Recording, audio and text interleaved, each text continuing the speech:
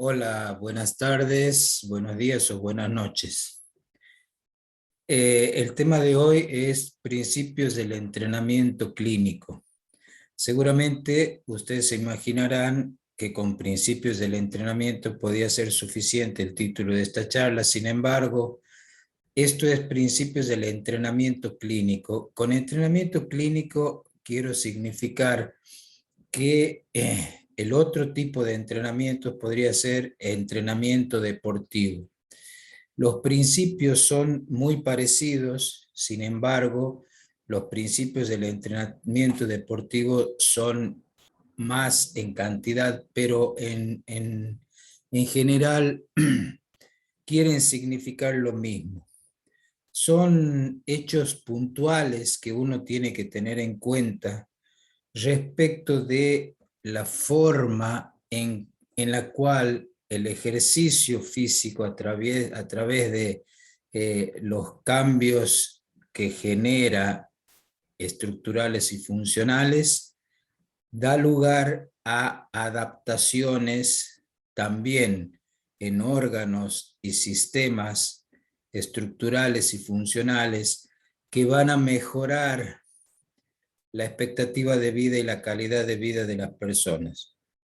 El cumplimiento de estos principios es fundamental para conseguir resultados adecuados cuando uno pretende que la actividad física regular pase a ser una herramienta preventiva y terapéutica, sobre todo de las enfermedades crónicas no transmisibles.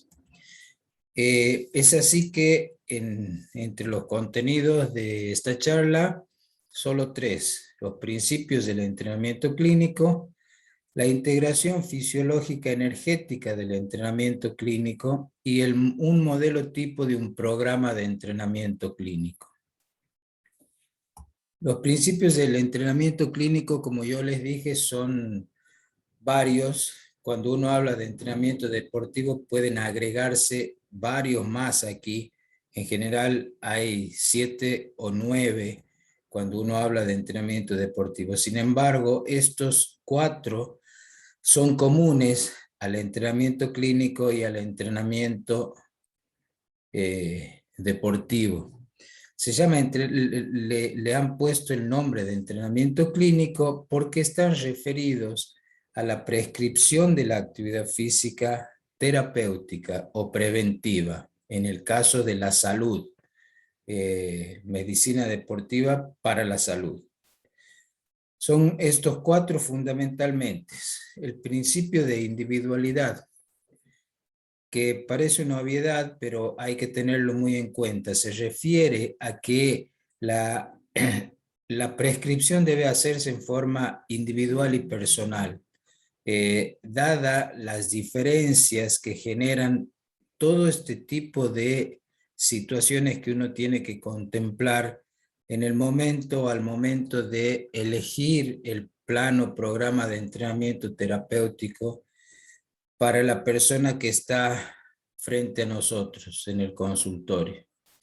La herencia, porque tiene que ver esto, el biotipo de las personas, la biología de las personas, los hechos heredables por el genoma y modificados por la epigenética, como vimos anteriormente.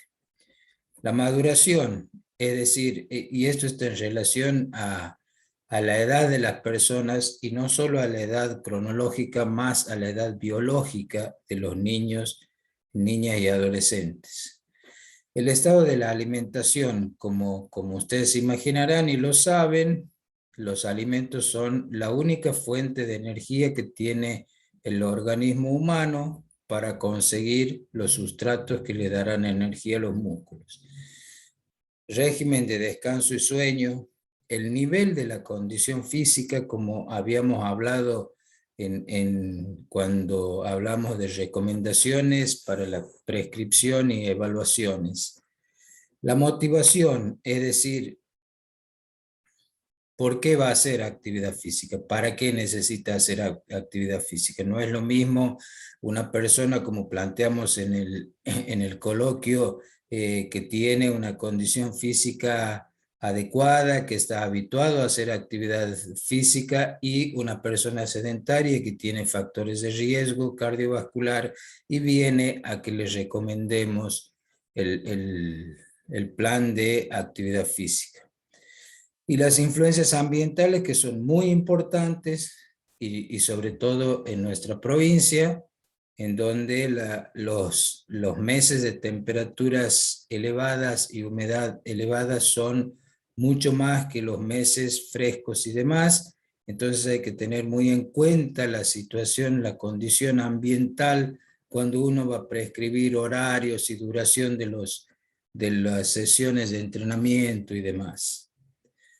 Considerado esto, vamos a ver el principio de adaptación, y esto sí es común y es la base del ejercicio, la base biológica del ejercicio, es la capacidad de, ante estímulos repetidos, adquirir adaptaciones estructurales y funcionales que nos permitan estar en un nivel superior al inicial. Esta sobrecompensación son las adaptaciones que ocurren, biomoleculares, que ocurren en las células musculares, y no solo en las células musculares, sino en las células de varios órganos y sistemas, como vimos, en el sistema nervioso central, en el aparato digestivo, en el hígado, en los riñones, en el corazón y el aparato cardiovascular. Estas adaptaciones ocurren por este fenómeno fundamentalmente, que, como ustedes saben, ante un estímulo, ejercicio físico, el estímulo se llama al momento, al ejercicio físico en sí. El estímulo, para que ocurra esta descompensación inicial o generada por el estrés, que significa el ejercicio físico, que genera una descompensación en la homeostasis de los sistemas, para luego, durante la recuperación y a través del descanso y el aporte calórico y energético de los alimentos, se logre la sobrecompensación, que consiste en conseguir una reserva energética un poco superior a la del nivel inicial. Como yo les dije en aquel ejemplo, aumentar los tallitos de energía que cada célula muscular almacena para usarla en los momentos oportunos. Esta energía se manifiesta y se guarda o se reserva de diversas formas. Y también ocurren a raíz de esto estas adaptaciones estructurales de las que hablábamos.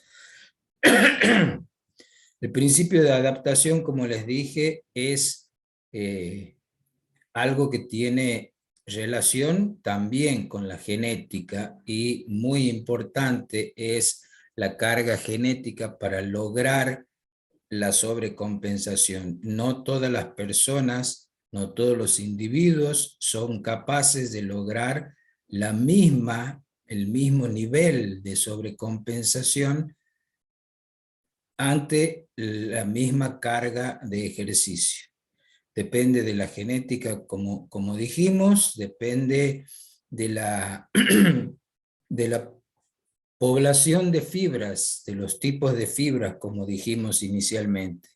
Las personas que viven, por ejemplo, en el África oriental, tienen distinta constitución biológica en porcentaje de fibras respecto de las personas que viven en el altiplano y de las personas que viven en Europa, porque la epigenética y la herencia hacen que esto sea precisamente algo individual.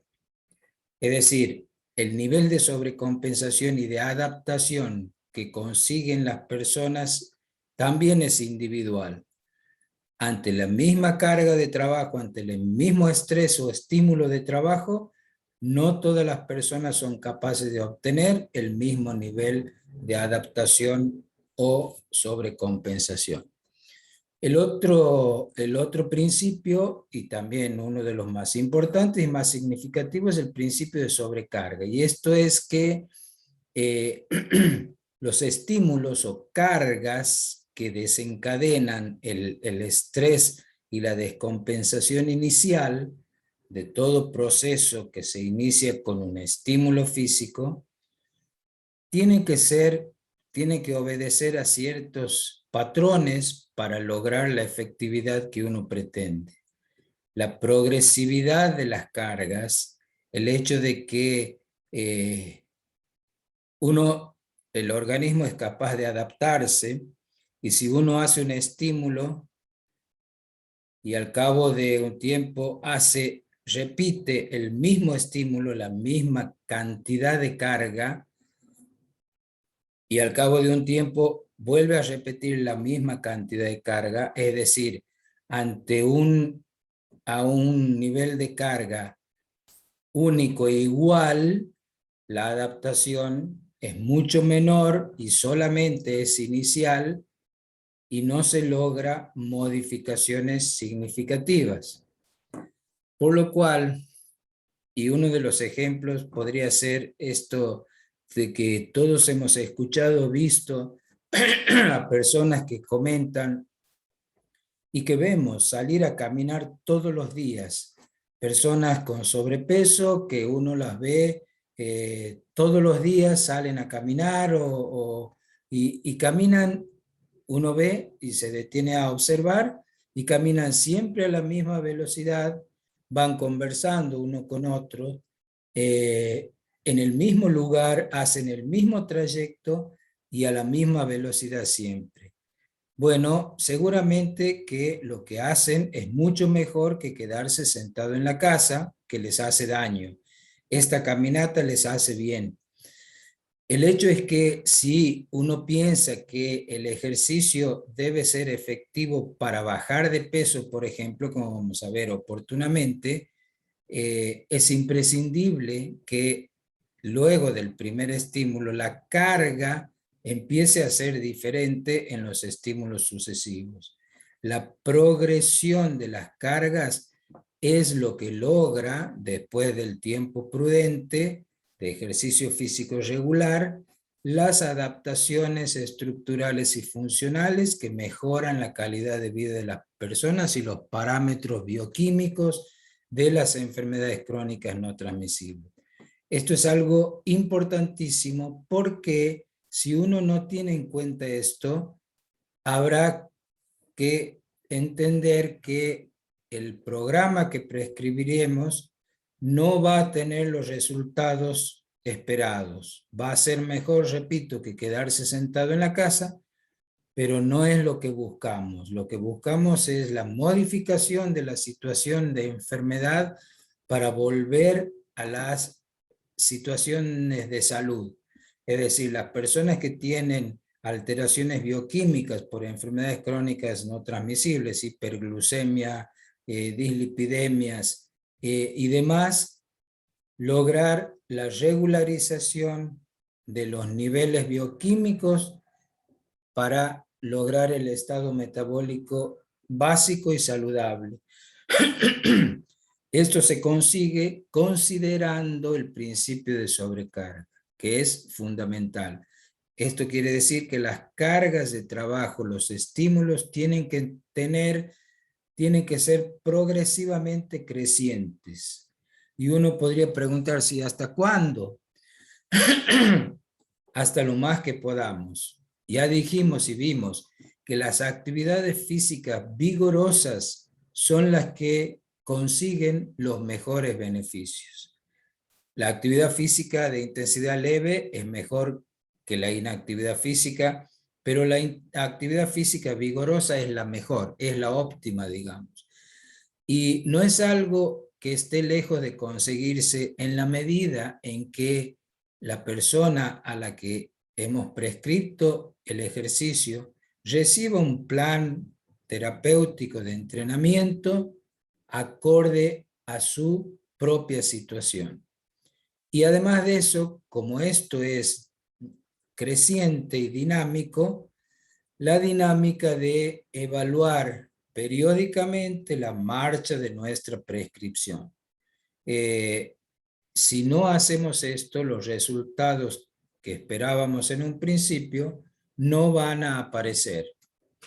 Porque, como dijimos, el principio de adaptación lo tenemos todos, unos más y otros menos, y el principio de sobrecarga es algo fundamental para lograr las adaptaciones crecientes que esperamos obtener. 4 son las características de las cargas que tenemos que tener en cuenta. La primera de ellas es la intensidad. Ustedes recuerden que las fibras, y después vamos a ver esto, los tipos de fibras se estimulan de acuerdo a la intensidad del esfuerzo, a la intensidad del estrés. Y es muy importante considerar esto. La intensidad es la sensación de esfuerzo que genera a cada persona el esfuerzo que uno le prescribe.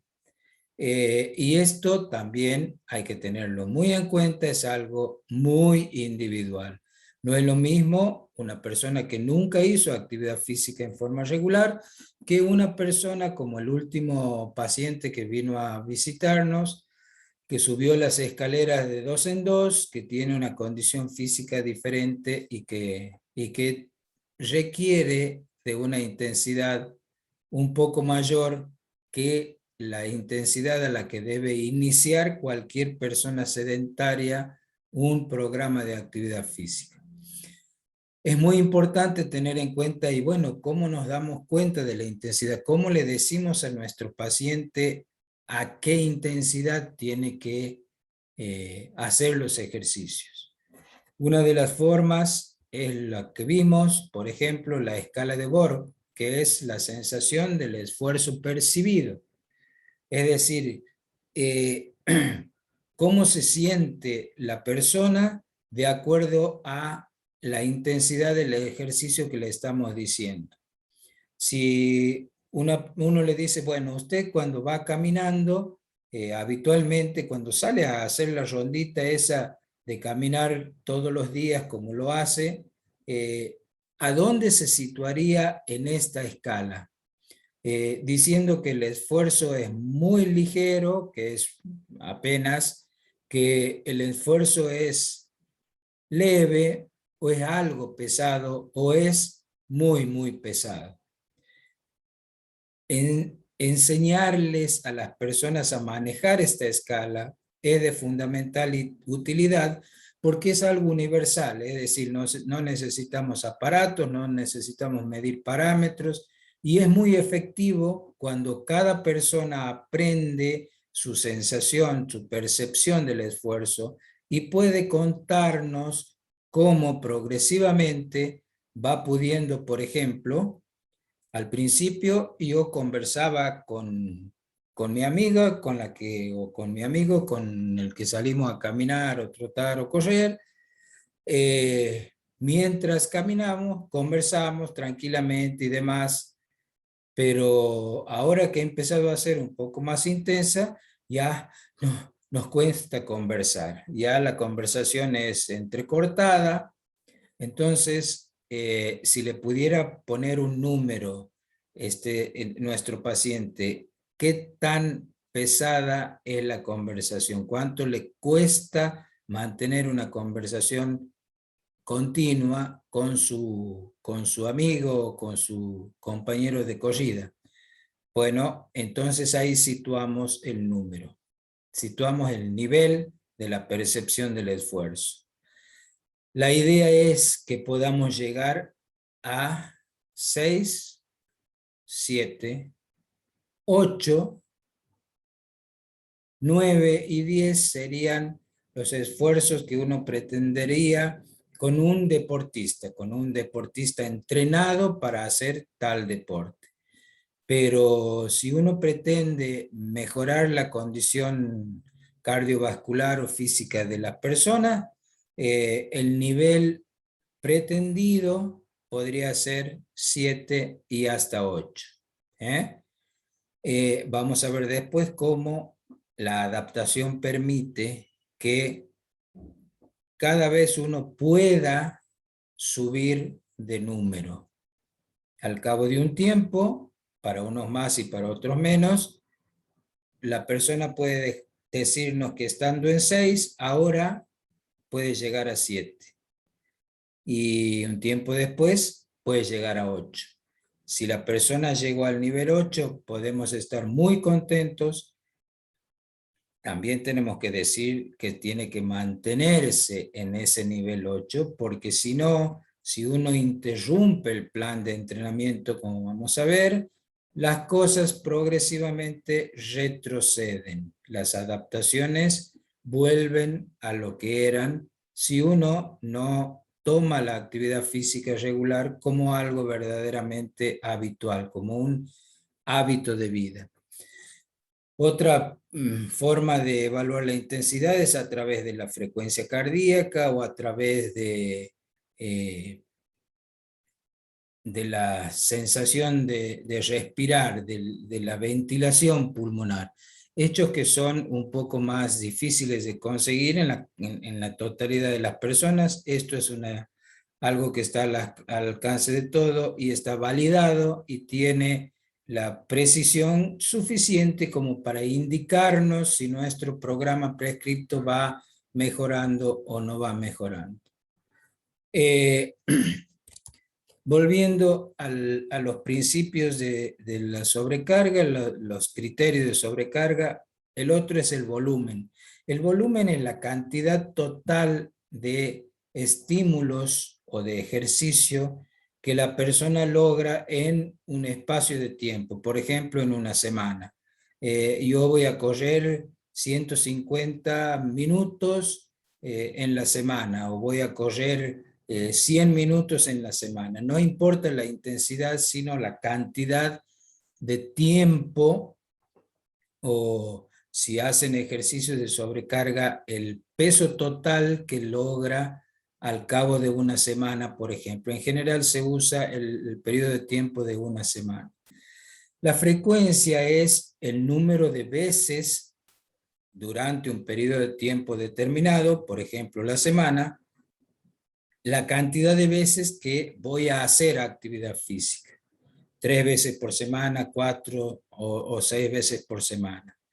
Lo ideal es tratar de hacer todos los días actividad física, así como, y sobre todo en las personas que tienen sobrepeso. Si la ingesta calórica es diaria, de domingo a domingo, el ejercicio debería ser diario, de domingo a domingo, para que el control de peso sea el adecuado. Por supuesto que eso sería lo ideal. También es bueno indicar un descanso en la semana, indicar un descanso en un día medio, podría ser, después vamos a ver al final, en el plan de entrenamiento, en el modelo típico de entrenamiento. Es decir, la frecuencia es la cantidad de veces que vamos a indicar que la persona haga su ejercicio físico regular. Y la densidad es la relación entre el esfuerzo y la pausa. Y esto es importante también porque en los métodos discontinuos o intervalados de ejercicio, las pausas, en los intervalados, las pausas pueden ser, tienen una relación directa en tiempo con el tiempo del esfuerzo. Hay un tipo de ejercicio que vamos a ver que se llama High Intensity Interval Training, HIIT, en donde se hace un esfuerzo máximo durante 2 minutos o 3 minutos y se hace una pausa que dura el 50% del tiempo del tiempo del estímulo. Es decir, si uno corre 3 minutos a máxima velocidad, la pausa es de 1 minuto y medio. Y la pausa puede ser activa o pasiva. Es activa cuando la persona se detiene después del ejercicio. Y es pasiva cuando no se detiene del todo, cuando disminuye la intensidad, pero no se detiene del todo. Por supuesto, entendiendo, cuando la pausa es activa, el ejercicio no es intervalado, sino continuo. Es decir, uno puede empezar haciendo un ejercicio muy rápido y al cabo de 2 kilómetros bajar la intensidad, considerando que eso es una pausa. Sí es una pausa, pero es una pausa activa porque sigue trotando a menor velocidad. La densidad es importante porque tiene relación con esto. Y vamos a ver después también, como dijimos alguna vez, que los ejercicios intervalados también tienen una validación precisa y muy significativa para conseguir las adaptaciones casi igual, a veces mejor, de lo que uno logra con los ejercicios continuos. Estas son las cuatro características de la carga que tenemos que considerar para prescribir el ejercicio a nuestro paciente. El segundo punto que vamos a ver es la integración fisiológico-energética del entrenamiento. Y esto es muy lindo, y esto es el resumen de lo que vamos viendo hasta ahora, sobre todo la fisiología y la energética que vimos, el metabolismo energético, los tipos de fibras musculares, la contracción muscular y las adaptaciones cardiorrespiratorias y metabólicas. ¿Cómo es que funciona la fisiología y la energética cuando alguien sale a correr? Para describir esto, para describir el componente aeróbico, el componente del consumo de oxígeno, se ha utilizado y se usa un modelo trifásico, se llama modelo trifásico de Skinner, que describe adecuadamente cómo son las fases que se van sucediendo cuando uno hace un esfuerzo aeróbico continuo. Es decir, un estímulo continuo con intensidad creciente hasta llegar al máximo esfuerzo posible de esta persona. ¿Qué pasa en esas situaciones? ¿Qué le pasa a las fibras musculares? ¿Qué sustratos energéticos se utilizan? ¿Cómo es el metabolismo energético? ¿Y cuáles son las adaptaciones que el corazón y el aparato respiratorio deben hacer para adecuarse a estas situaciones y las adaptaciones metabólicas? En realidad, esto debería llamarse respuestas, disculpen el error, son respuestas cardiorrespiratorias ante el estímulo y respuestas metabólicas ante los estímulos crecientes. Y es diferente respuesta de adaptación. Adaptación, dijimos, son las modificaciones a largo plazo que ocurren en los órganos y en los sistemas cuando uno hace actividad física en forma regular. A largo plazo implica generalmente después de 4 a 6 semanas de iniciado un programa de entrenamiento. Entonces aquí tendríamos que decir respuestas cardiorrespiratorias y respuestas metabólicas. Y este cuadro nos resume qué es lo que va pasando cuando una persona empieza aquí una corrida a intensidad creciente que termina aquí. ¿Qué pasa con el consumo de oxígeno? La curva de consumo de oxígeno. ¿Qué tipos de fibras están involucradas en cada una de estas tres fases del modelo trifásico, como dije, la fase aeróbica, que es la fase 1, la transición aeróbico-anaeróbica o fase aeróbica-anaeróbica, que es la 2, y la fase de inestabilidad metabólica, que es la fase 3. Como ustedes verán, cada una está limitada por esto que son umbrales, umbral de lactato, umbral ventilatorio 1, umbral aeróbico, son sinónimos los tres porque son respuestas que ocurren simultáneamente a esta altura de la prueba que iniciamos con nuestro paciente que empezó a correr con una intensidad creciente. El otro umbral es el umbral ventilatorio 2, umbral anaeróbico, o máximo estado estable de lactato. Estas son las siglas en inglés. Máximo estado estable de lactato, maximum lactate steady state. Y ocurre lo siguiente, cuando comenzamos a hacer actividad física o en las actividades de la vida cotidiana,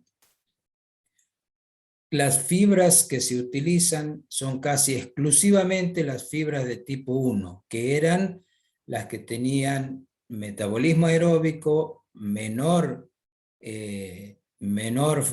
fatigabilidad, o sea, más resistencia a la fatiga, capaces de soportar estímulos de más de 3 minutos de duración, siempre que el estímulo es mayor a 3 minutos, es mediado por este tipo de fibras.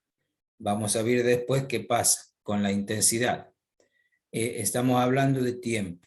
Las actividades de la vida cotidiana, el hecho de ir a trabajar, el hecho de moverse en la casa, el hecho de moverse en el trabajo, el hecho de ir caminando al trabajo o subir escaleras, implican las fibras de tipo 1 casi exclusivamente. Esto es metabolismo aeróbico, utilización de sustratos. Los sustratos que se utilizan, ácidos grasos, triglicéridos y la mitad hidratos de carbono, pero la glucólisis aeróbica.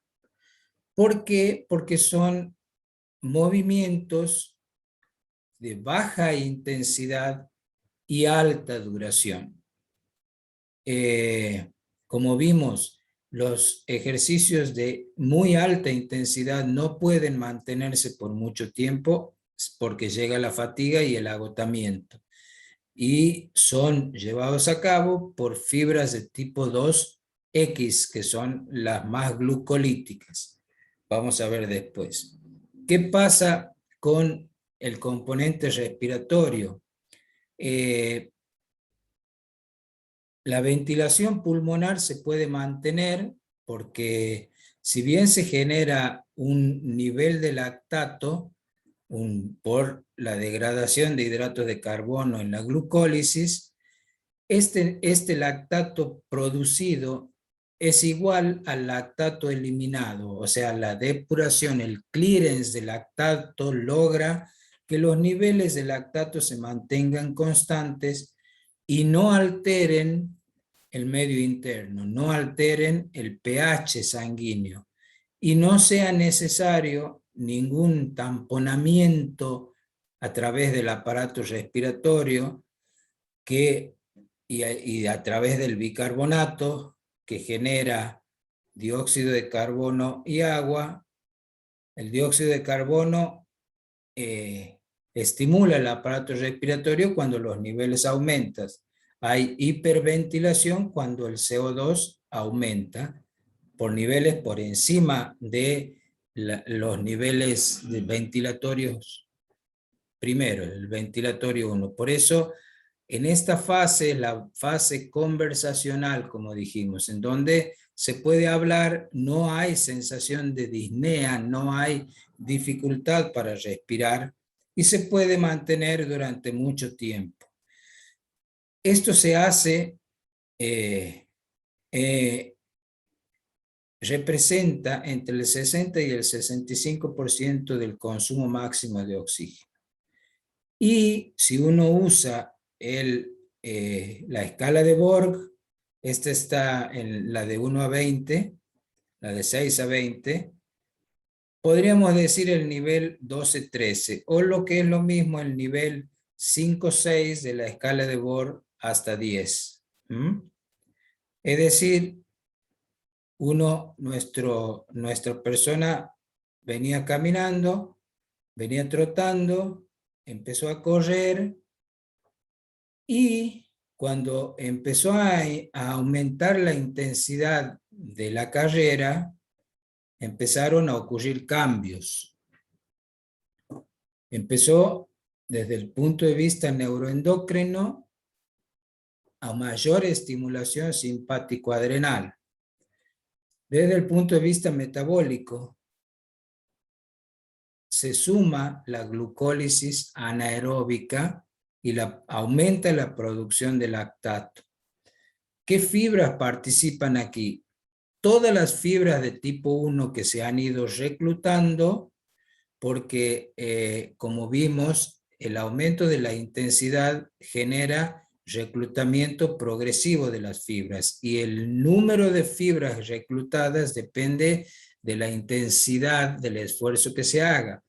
Podemos empezar a iniciar, al iniciar la carrera, supongamos simbólicamente, con 50 fibras y al terminar aquí podrán estar 100 fibras de todas las que tenemos de tipo 1, pero al seguir aumentando la intensidad, se suman a esas 100 fibras todas las que no se estimularon del tipo 1 más las fibras de tipo 2A.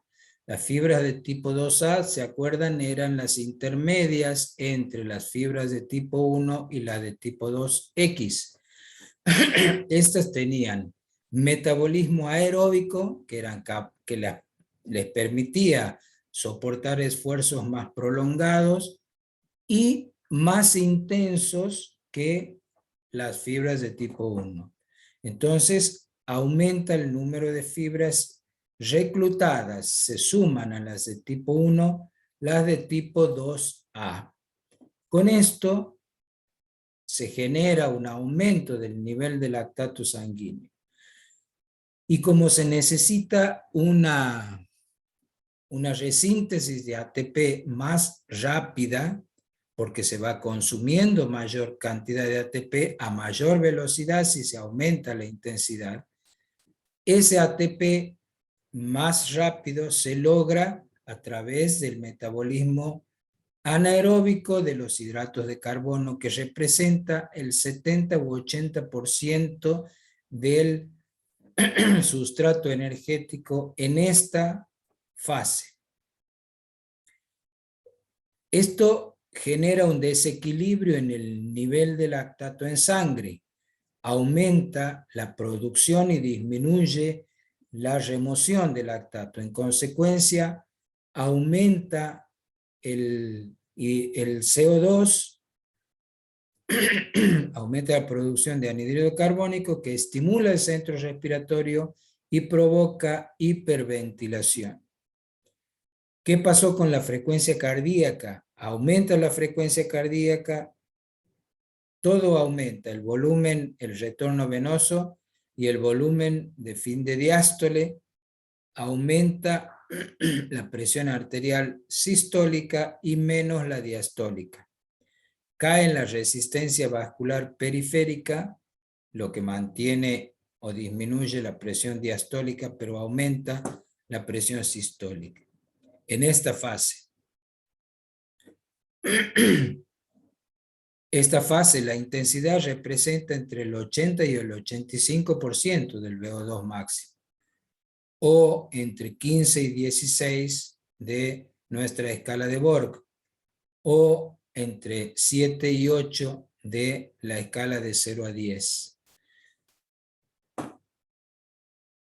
Esto sigue aumentando, el nivel de lactato sigue aumentando Si la intensidad se mantiene y de acuerdo a la condición física de la persona en cuanto a qué población de fibras tipo 2A tiene, puedes seguir soportando el tiempo de esta fase será más o menos prolongada. Cuando una persona tiene una condición cardiovascular, un fitness o un acondicionamiento cardiovascular adecuado, tiene más proporción de fibras tipo 2A, logra reclutar y generar más fibras de tipo 2A que una persona sedentaria que tiene pura fibra de tipo 1 y muy pocas de tipo 2A. Es decir, una persona sedentaria no podría soportar mucho tiempo el aumento de la intensidad de esta fase. En cambio, una persona entrenada estira esta fase, hace que el umbral anaeróbico se corra más para allá. Logra con las fibras de tipo 2A que son capaces de utilizar metabolismo aeróbico, correr el umbral anaeróbico más allá.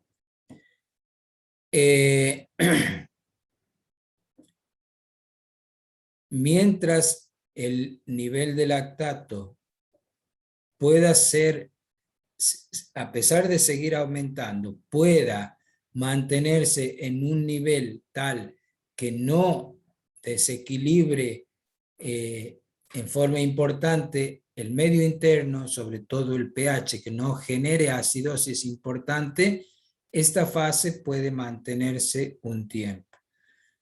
Pero si la intensidad aumenta, mucho, si la intensidad llega a ser máxima, ocurre la fase de inestabilidad metabólica, en la cual la condición de un esfuerzo progresivo y continuo no puede seguir manteniéndose por mucho tiempo.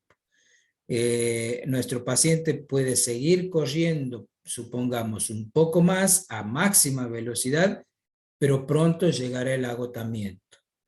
Pronto no podrá mantener la intensidad que tenía. Entonces tendrá que bajar la intensidad o tendrá que detenerse. En esta fase de inestabilidad metabólica ocurre acidosis metabólica por el aumento muy intenso del lactato. La utilización de hidrato de carbono es casi exclusiva, no se utilizan grasas porque la velocidad de resíntesis de las grasas no alcanza para cubrir la necesidad de ATP que genera el esfuerzo. Y es aquí donde se reclutan todos los tipos de fibra.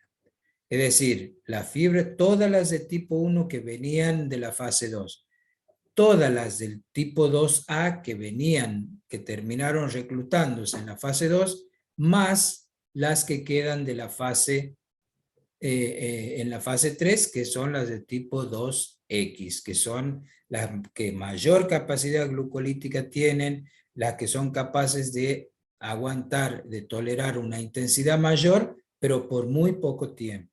Son fácilmente fatigables, se agotan rápidamente, en pocos segundos, a veces no llegan ni a 1 minuto ni a 2 minutos. ¿Qué ocurrió aquí? El lactato aumentó significativamente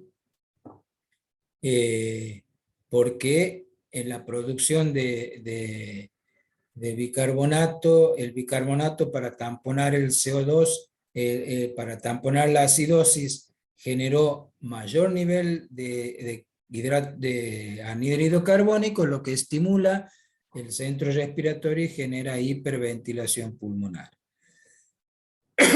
Para compensar la acidosis metabólica generada por el metabolismo del lactato.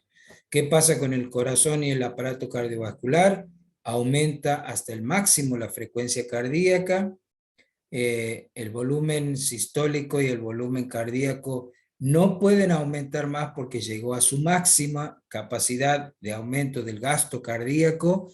El volumen sistólico empieza a disminuir la presión arterial sistólica es máxima y la presión arterial diastólica empieza a caer. Y esto, alcanzado este nivel, genera uno de los riesgos que podrían ocurrir a nuestros atletas, porque las únicas personas capaces de llegar a esta fase 3 son los atletas de élite. Y a ellos les puede ocurrir que la disminución del gasto cardíaco, la disminución de la presión diastólica, disminuye la perfusión coronaria durante el esfuerzo y puede ocasionar isquemia, infartos, taquicardia ventricular y muerte súbita. Pero fíjense ustedes que esto es una fase de inestabilidad metabólica a la que, como les dije, no se puede llegar. Antes, en las personas que no tienen esta capacidad entrenada, antes ocurre el agotamiento, antes la persona se detiene del esfuerzo, porque no puede continuar con un aumento continuo de la intensidad. Tiene que detenerse o tiene que bajar la intensidad. En consecuencia, este es el resumen de todo lo que vamos viendo. Ustedes se darán cuenta de que cómo, por ejemplo, podremos utilizar este esquema para prescribir el ejercicio físico en distintas situaciones. Por ejemplo, las personas que tienen sobrepeso y obesidad, nosotros necesitamos, o esta persona necesita, utilizar grasas en el metabolismo energético más que hidratos de carbono para disminuir los depósitos adiposos. En consecuencia, él necesitará más fibras de tipo 1 y de tipo 2A. Las fibras de tipo 1 son las que utilizan metabolismo aeróbico, tienen mayor capacidad de resistencia aeróbica, tienen más mitocondrias, tienen más enzimas oxidativas y pueden utilizar ácidos grasos y triglicéridos en altísima proporción. Las fibras de tipo 2A también tienen mucha capacidad aeróbica, pero en una persona sedentaria que tiene sobrepeso, que nunca ha hecho actividad física, son muy pocas. El objetivo es generar más fibras de tipo 2A, que se sumen a las de tipo 1 para poder utilizar grasas como sustrato energético. En consecuencia, el entrenamiento que prescribamos a nuestro paciente que tiene sobrepeso y obesidad tendría como objetivo, uno de los objetivos, lograr mayor proporción de fibras tipo 2A. Eso se logra haciendo que de toda la población de fibras de tipo 2, las de tipo 2A aumente. Como vimos, ustedes se acuerdan cuando estudiaban fibras musculares, la posibilidad que tenía de transformarse, entre comillas, las fibras de tipo 2 hacia la forma X o hacia la variedad A.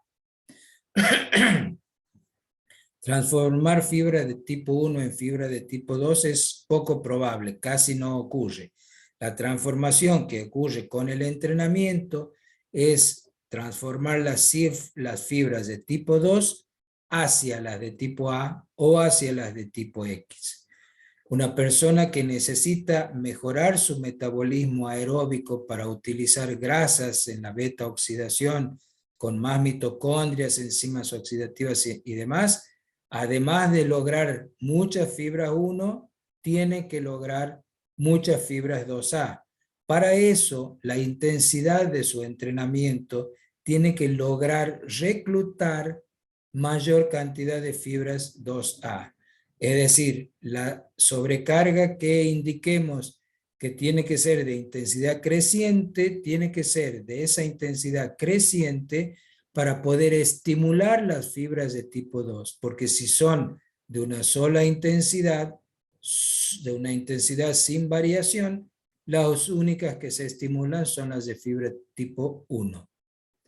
y no se puede aumentar la población de fibra de tipo 1 porque es algo constitucional.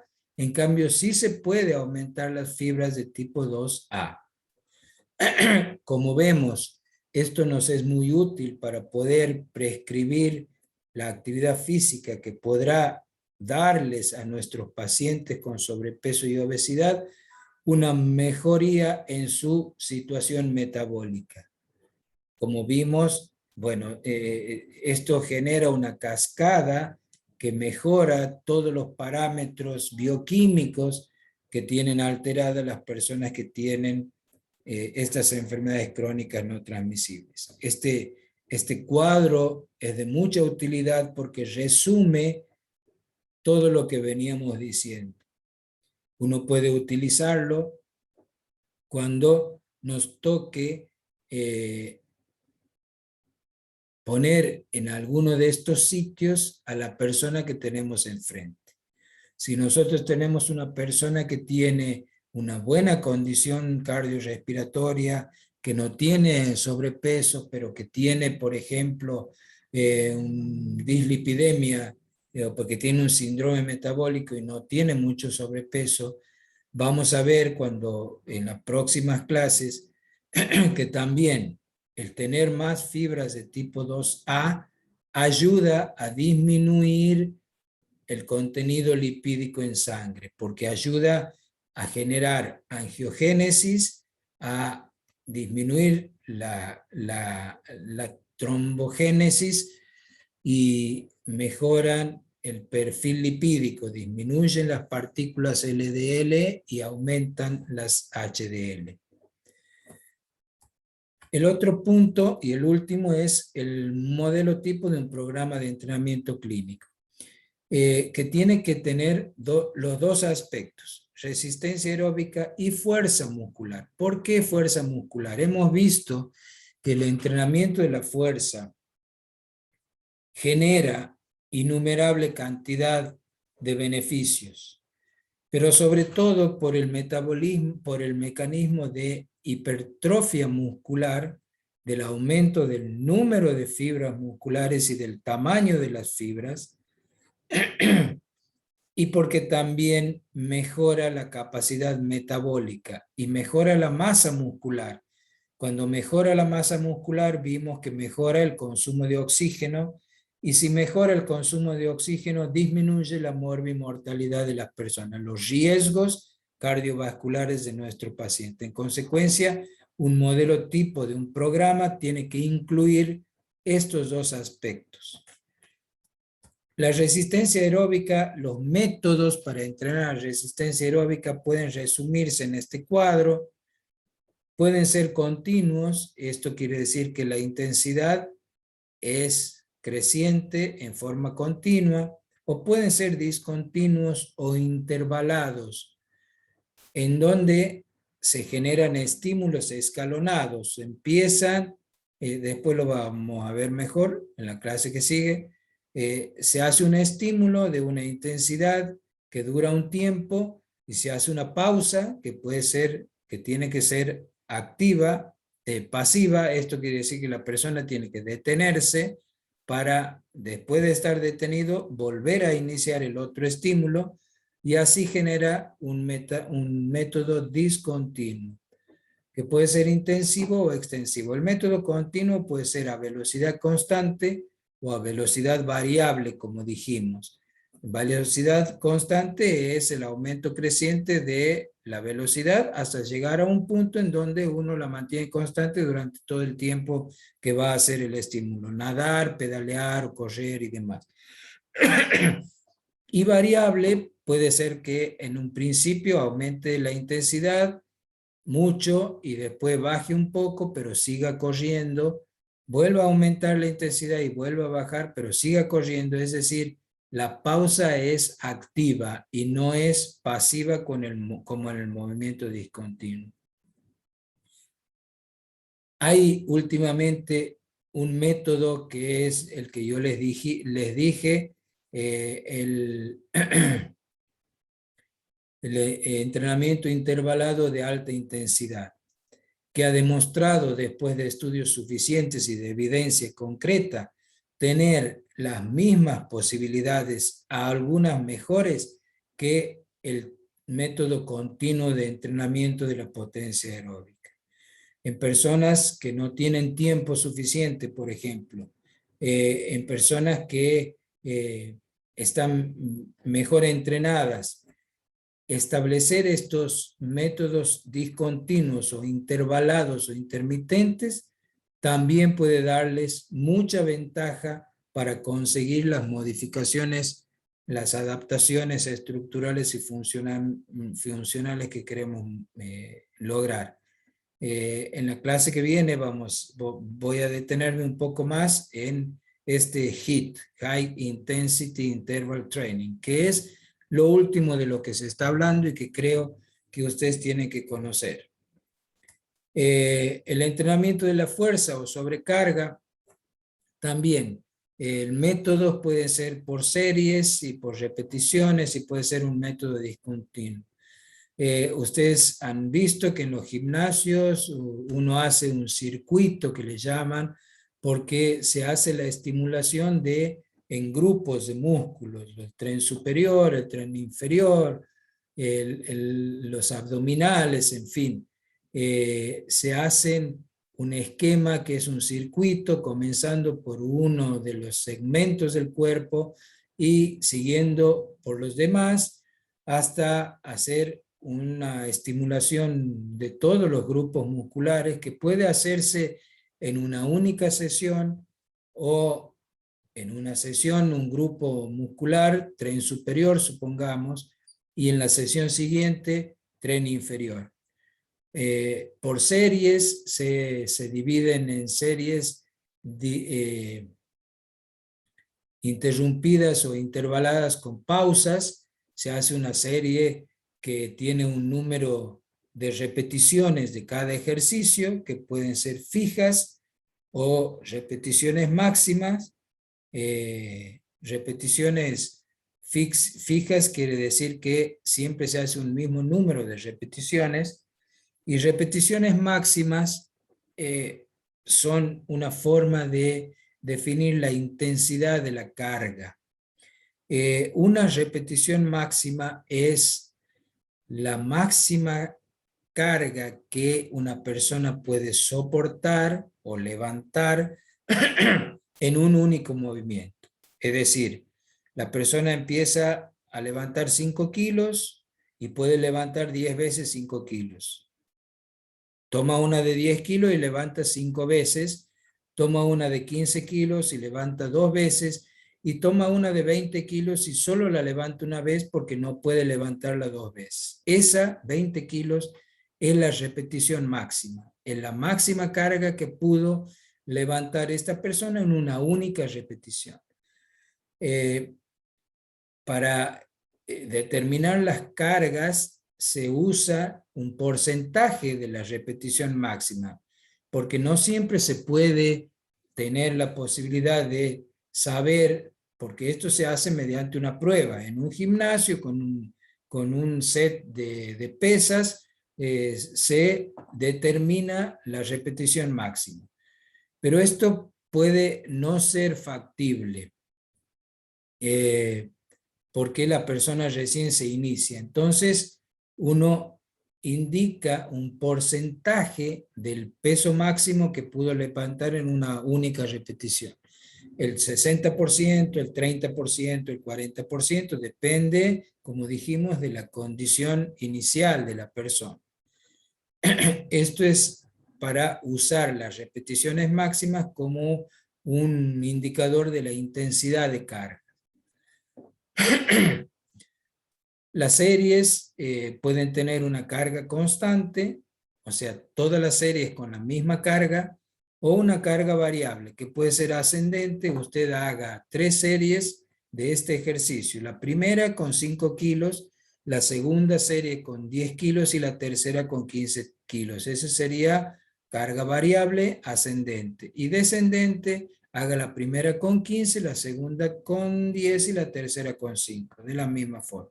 Piramidal es una forma mezclada entre las dos, o sea, la primera empieza con 5, la segunda va a la máxima con 20 y la tercera baja a 15. Hay distintos métodos de entrenamiento. Es muy importante tener en cuenta que el método de entrenamiento también tiene que ser adaptado a la condición física de la persona, a su estado de salud y a las posibilidades que tenga cada persona. No es imprescindible ir a un gimnasio para hacer ejercicio de sobrecarga. Se puede hacer con cualquier elemento en la casa, una botella llena con agua, con arena o con piedras. Tampoco es imprescindible contar exactamente la cantidad de carga que puede levantar. Es decir, uno tiene que tener la inteligencia de poder ayudar a esta persona a que usando sus propios medios pueda conseguir llevar a cabo las sesiones de entrenamiento. Inclusive pueden hacer entrenamiento con su propio cuerpo, la calistenia, estos ejercicios que aprendimos en el colegio, las lagartijas, los ejercicios abdominales, en fin. En las redes se pueden conseguir esquemas de todo este tipo de ejercicio. Lo importante es entender que uno tiene que tener un método, porque es la única forma de poder hacer evaluaciones periódicas. Porque si uno dice, bueno, usted haga como pueda y no especifica qué significa como pueda, tampoco va a poder evaluar un tiempo después qué pasó con esta persona, si logró lo que uno esperaba o no, porque no tiene un método de entrenamiento. Hay que prescribir la intensidad, el volumen, la frecuencia, la densidad y el método de entrenamiento para que la persona tenga todas las herramientas para poder hacer de esta actividad física su hábito de vida. La característica más importante de esto que dijimos, el modelo típico, es que sea variable. Por una razón, porque hay que intercalar los estímulos de resistencia aeróbica con los estímulos de sobrecarga. No es conveniente hacer estímulos de sobrecarga antes de las 48 horas de haber realizado un estímulo. Es decir, hay que programar los ejercicios de sobrecarga pasando un día, por lo menos.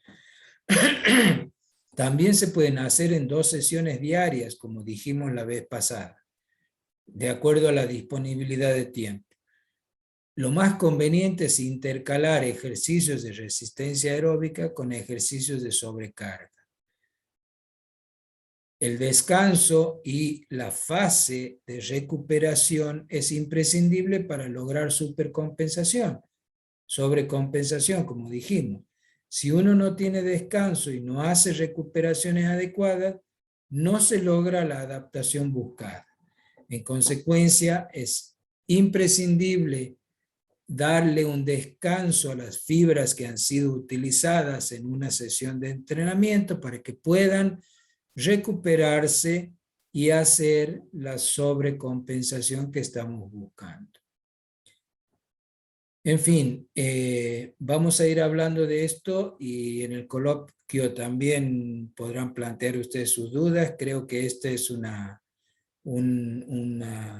tema muy importante y que es desafiante porque nos muestra cómo tenemos que usar nuestro ingenio para poder prescribir el plan adecuado para cada persona que viene a nosotros. Bien, muchas gracias por la atención y nos veremos en breve, en la próxima charla.